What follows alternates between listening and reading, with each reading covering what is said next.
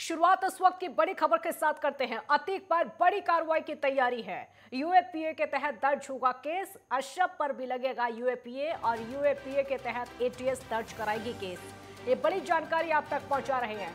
यानी अतीक की मुश्किलें कम होने का नाम नहीं ले रही है। एक के बाद एक मुश्किलें लगातार बढ़ती चली जा रही हैं। अशरफ पर अब यूएपीए लगेगा और अतीक पर भी अब कार्रवाई की तैयारी लगातार हो चुकी है। आज ही सुपुर्दे खाक किया गया है असद को, लेकिन वहीं दूसरी तरफ जांच एजेंसियां लगातार अपना काम कर रही हैं और इसी जांच के तहत अब अशरफ पर यूएपीए लगेगा और उसी के तहत अब एटीएस केस दर्ज करेगी और आगे की जांच इस पूरे मामले में चलेगी। अतीक पर बड़ी कार्रवाई की तैयारी है और अशरफ पर भी बड़ी कार्रवाई की तैयारी है। यूएपीए के तहत दर्ज होगा केस अतीक पर भी और उसके भाई अशरफ पर भी। दोनों भाइयों की मुश्किलें लगातार बढ़ती जा रही हैं। दोनों माफियाओं की मुश्किलें लगातार बढ़ती चली जा रही हैं। एक तरफ अतीक का बेटा असद सुपुर्दे खाक हो गया है, एनकाउंटर में मारा गया था, लेकिन वहीं दूसरी तरफ अतीक और अशरफ दोनों माफिया, दोनों भाई, इनकी मुश्किलें लगातार बढ़ती चली जा रही हैं। अब एटीएस बड़ी कार्रवाई की तैयारी कर रही है और यूएपीए के तहत ये कार्रवाई होने वाली है। यूएपीए के तहत केस दर्ज होगा और उसी के तहत आगे की कार्रवाई की जाएगी। अब क्या होगा आगे की कार्रवाई में देखना होगा, लेकिन यूएपीए के तहत दोनों भाइयों पर कार्रवाई की जाएगी।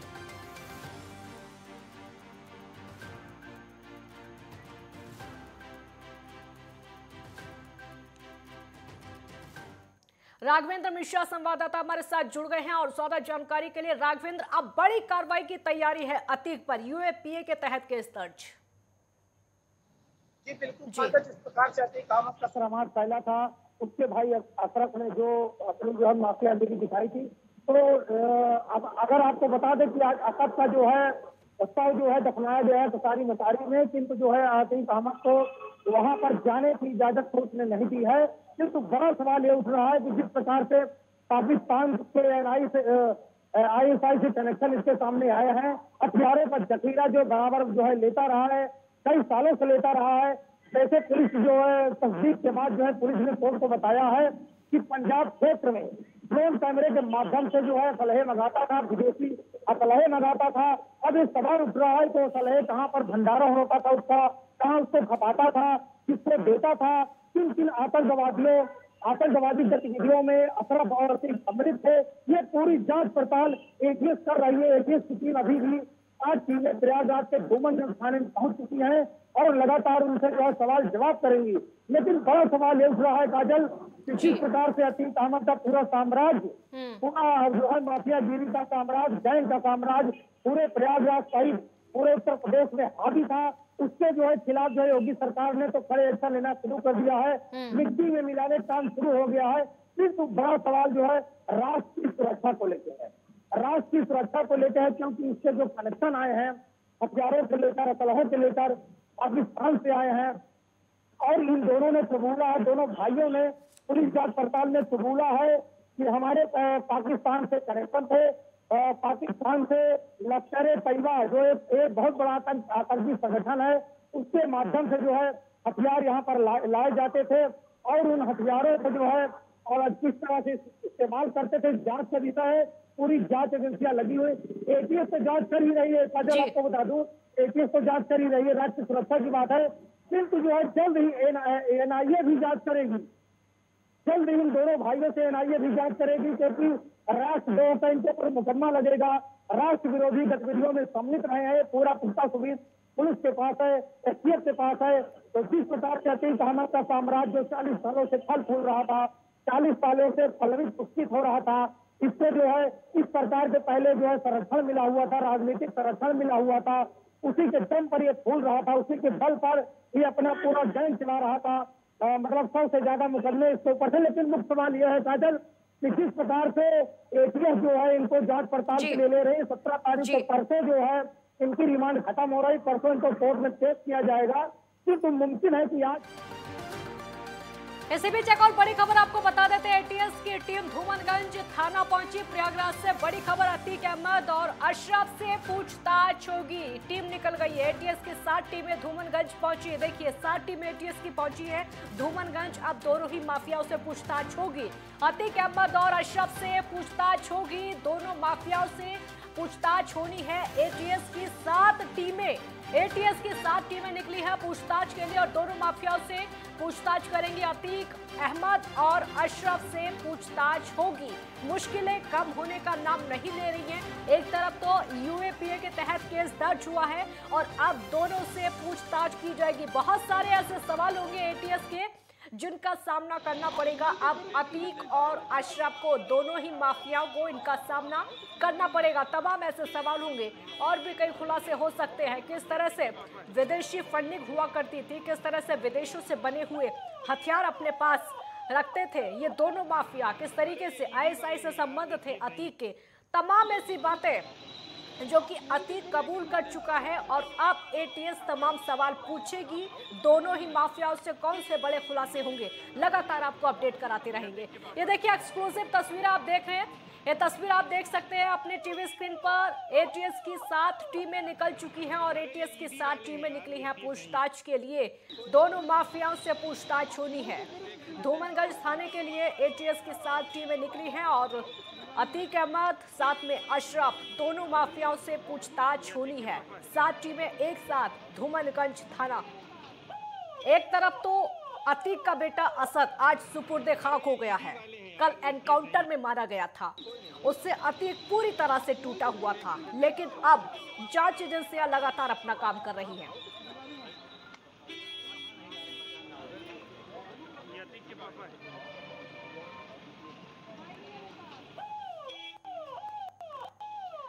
राघवेंद्र मिश्रा संवाददाता हमारे साथ लगातार बने हुए हैं। राघवेंद्र, एटीएस की 7 टीमें निकल गई हैं पूछताछ के लिए। दोनों माफियाओं से पूछताछ होगी।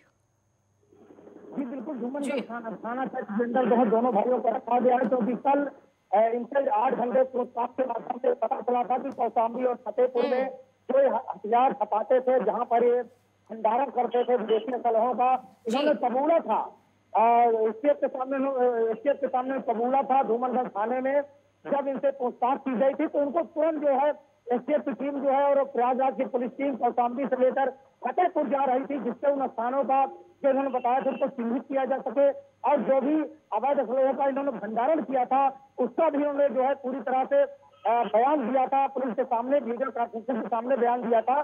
तो कल रात में इनको जो है पुलिस लेकर निकली थी, किंतु रास्ते में ही अतीक अहमद और अशरफ की तबियत खराब हो गई। तबियत खराब होने के पश्चात पुनः जो है एसटीएफ की टीम इनको लेकर चालवीर हॉस्पिटल प्रयागराज लाई, जहां पर इनका इलाज हुआ, जहां पर इनका मेडिकल चेकअप हुआ और जो है उसके बाद धूमनगंज थाने में फिर रात में इनको रखा गया। और आज भी इस समय भी दोनों भाई धूमनगंज थाने में बरकरार हैं और अभी लगभग 5 मिनट पहले एटीएस की टीमें 7 टीमें यहाँ पर धूमनगंज थाने में पहुंच चुकी है और उनसे लंबी पूछताछ करेंगी। पूछताछ जो है करना जायज हो जाता है काजल, क्योंकि जिस प्रकार से इनके कनेक्शन आए हैं पाकिस्तान से राष्ट्र विरोधी गतिविधियों में लेकर राष्ट्र जो है द्रोही गतिविधियों को लेकर, तो वो सवाल बनता है कि राष्ट्र रक्षा के लिए काम कर राष्ट्र विरोधी गतिविधियों में संलिप्त थे। कहाँ कहाँ इनका जखीरा था, किन किन लोगों को ये हथियार सप्लाई करते थे, कहाँ कहाँ इनका भंडारण होता था असलहों का। जबकि कबूल चुके हैं कि हमारा आईएसआई से कनेक्शन था, हमारा जो है वहां से हथियार ड्रोन कैमरे से आता था। किंतु अगर क्या आपको देखा जाए काजल, एक बड़ा सवाल ये भी उठता है कि भारत की रक्षा प्रणाली बहुत ही सुदृढ़ है, बहुत ही मजबूत है। अगर कई सालों से इनका जो है असलहों का व्यापार चल रहा था, कौन कौन लोग सम्मिलित थे, पंजाब के बॉर्डर पर इनका अगर असलहा गिराया जाता था तो उस बॉर्डर से कौन कौन अधिकारी सम्मिलित थे, जहां इनका असलहा पहुंचाया जाता था, जहां इनका भंडारण किया जाता था, ये भी बड़े सवाल एक पूछेगी। कि भारत की जो रक्षा है, रक्षा प्रणाली है, बहुत सुदृढ़ और बहुत मजबूत है।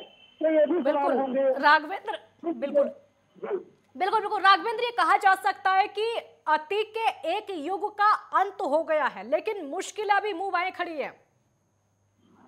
जी बिल्कुल, एक नुकसान तो हो गया है। जिस प्रकार की ईडी ने सबसे ज्यादा दस्तावेज इनके अतीक से जो है दस्तावेज जब्त किए हैं और 50 कंपनियों का खुलासा किया है, जिसमें इनकी पत्नी शाइस्ता परवीन जो 50,000 की इनामी है, जो आज भी फरार है, वो भी डायरेक्टर रही हैं। इनके बेटे असद, जिनका जो है मतलब शव दफनाया गया है, कब्रिस्तान में दफनाया गया है, वो भी जो है डायरेक्टर था। तो ईडी ने जो है 2 करोड़ 85 लाख का जो ज्वेलरी जब्त किया है, जो अवैध और बेनामी संपत्तियों की जो दस्तावेज जब्त किया है, तो इससे लगता है कि इसका बहुत बड़ा साम्राज्य था। इसका एक ही अंत नहीं हुआ है।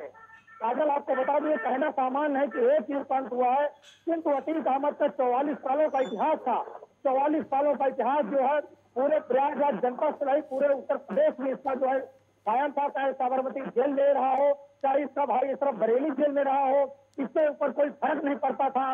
क्योंकि अगर इसको किसी से रंगदारी मांगना है, किसी की जमीन हथियाना है, किसी की जमीन रजिस्ट्री करना है, तो केवल एक फोन जाता था कि आप आओ और रजिस्ट्री करके चले जाओ। इतना बड़ा दबदबा था यहाँ पर। क्योंकि योगी सरकार ने जिस प्रकार से एक्शन लिया है, पहली बार उत्तर प्रदेश में पहली बार इस बड़े माफिया के खिलाफ एक्शन हुआ है, जिसको उम्र कैद की सजा हुई है, एक केस में सजा हुई है, और इसके बेटे को इनकाउंटर में मार गिराया गया है। किंतु एटीएस और एनआईए की टीम भी आएगी, जो कि राष्ट्र की सुरक्षा का मामला है। असल है पाकिस्तान से आ रहे थे, गुप्तचर एजेंसी आईएसआई से कनेक्शन का इसने जो अपना संबंध कबूला है, अपने कनेक्शन को लेकर इसने कबूल किया है। तो बहुत सवाल उठेगा।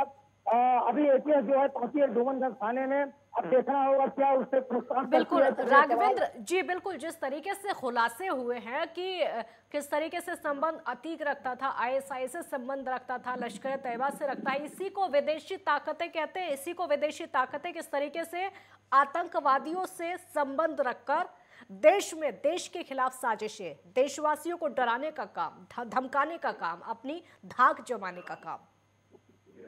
जी बिल्कुल, जब विदेशी ताकतों के साथ कोई व्यक्ति जो है संरक्षित होता है, पोषित होता है, पल्लवित होता है, तो उसके अंदर एक हिम्मत आती है।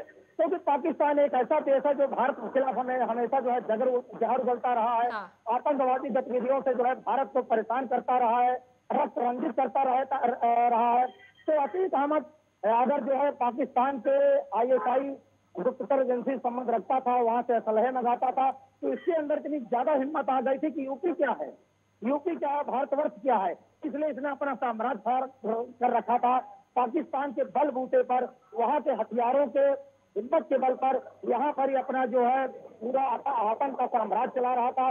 दूसरी बड़ी बात यह है कि अबू सलेम जो आजमगढ़ का निवासी था और महाराष्ट्र का बहुत वांटेड है, इस समय महाराष्ट्र जेल में बंद है। यह भी खबर सामने निकलकर 2 दिन पहले आई थी कि इसका बेटा असद और गुलाम की जो है सुरक्षा व्यवस्था वहां पर ठहरने की व्यवस्था अबू सलेम ने की थी और नासिक में। तो देखा जा सकता है कि अतीक अहमद कितना बड़ा माफिया था, देशी विदेशी ताकतों से लैस था।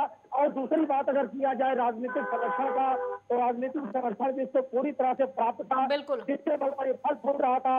इसीलिए इतनी बड़ी वारदात को जो है तारीफ कर रहा था। उसके अंदर कोई जनता का भय नहीं था, ना कानून का भय था, ना ही किसी प्रकार का डर था। बहुत शुक्रिया राघवेंद्र, आपका इस पूरी जानकारी के लिए बहुत बहुत शुक्रिया। और अब जाकर पूरी तरीके से शिकंजा कसता हुआ नजर आ रहा है, क्योंकि धोबनगंज थाना पहुंच गई है एटीएस की 7 टीमें, जो कि अब अतीक और अशरफ से पूछताछ करेंगी। तमाम ऐसे सवाल होंगे जिनका सामना दोनों माफियाओं को करना पड़ेगा।